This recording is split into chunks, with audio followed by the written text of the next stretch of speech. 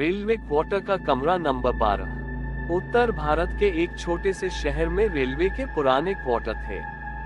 ये क्वार्टर इतने पुराने थे कि उनकी दीवारों से नमी टपकती थी और गलियारों में हमेशा एक अजीब सा सन्नाटा रहता था।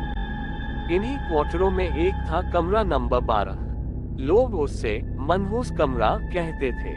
कोई भी वहां ज्यादा दिन टिक नहीं पाता था, लेकिन क्यों, ये कोई खुलकर नहीं बताता था। कहानी शुरू होती है अमित से। अमित की नई नई नौकरी रेलवे में लगी थी। उसके पास ज्यादा विकल्प नहीं थे, इसलिए उसे रहने के लिए वही कमरा नंबर 12 अलॉट हुआ। जब वो पहली बार वहां पहुंचा तो आसपास के लोग उसे अजीब नजरों से देखने लगे, जैसे वो कुछ कहना चाहते हो लेकिन कह नहीं पा रहे। एक बुजुर्ग आदमी उसके पास आया और धीरे से बोला, बेटा, अगर हो सके तो ये कमरा छोड़ दे। अमित ने हल्का सा हंसकर कहा, अरे अंकल, ऐसा क्या है इसमें। बुजुर्ग कुछ पल चुप रहा, फिर बिना कुछ बोले चला गया। अमित ने उस बात को मजाक समझा और कमरे में शिफ्ट हो गया। पहली रात सब कुछ बिल्कुल सामान्य था। अमित थका हुआ था, इसलिए जल्दी सो गया। लेकिन रात के करीब 2 बजे उसकी अचानक आंख खुल गई। उसे लगा जैसे कमरे में कोई चल रहा हो। धीरे धीरे अमित उठकर बैठ गया।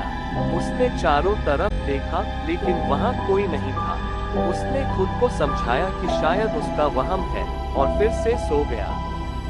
दूसरी रात, अगली रात, जैसे ही घड़ी ने 2 बजाए, वही आवाज फिर से शुरू हो गई। लेकिन इस बार उस आवाज के साथ एक और आवाज भी थी, रोने की आवाज।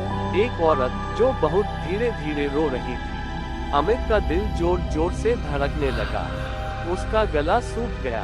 उसने हिम्मत जुटाई और धीरे धीरे दरवाजे की तरफ बढ़ा। उसने झटके से दरवाजा खोल दिया। बाहर कोई नहीं था। पूरी गली सुनसान थी। चारों तरफ सन्नाटा, जैसे वहां कभी कोई था ही नहीं। अमित ने राहत की सांस ली, लेकिन जैसे ही वो वापस मुड़ा, उसकी नजर दीवार पर गई। दीवार पर गीले हाथों के निशान बने हुए थे, जैसे किसी ने अभी अभी भीगे हाथों से उसे छुआ हो, और वो निशान धीरे धीरे नीचे की तरफ खिसक रहे थे। अमित वहीं खड़ा रह गया, बिल्कुल चुप। अब उसे समझ आने लगा था कि वो इस कमरे में अकेला नहीं है। तीसरी रात अमित ने फैसला किया कि वो सच जानकर रहेगा। वो जानबूझकर सोया नहीं और घड़ी पर नजर रखे बैठा रहा। जैसे ही 2 बजे, कमरे का माहौल अचानक ठंडा हो गया, और फिर वही आवाज। इस बार अमित ने हिम्मत करके कहा, कौन है वहां? कुछ सेकंड तक सन्नाटा रहा। फिर कमरे के कोने से एक धीमी आवाज आई, मुझे यहाँ से जाने दो। अमित का दिल जैसे रुक गया। उसने धीरे धीरे उस कोने की तरफ देखा।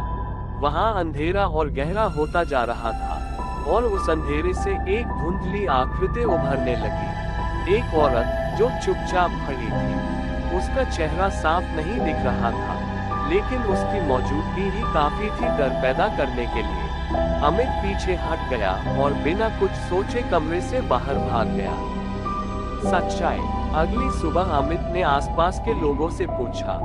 तब उसे पता चला, कई साल पहले उसी कमरे में एक महिला रहती थी।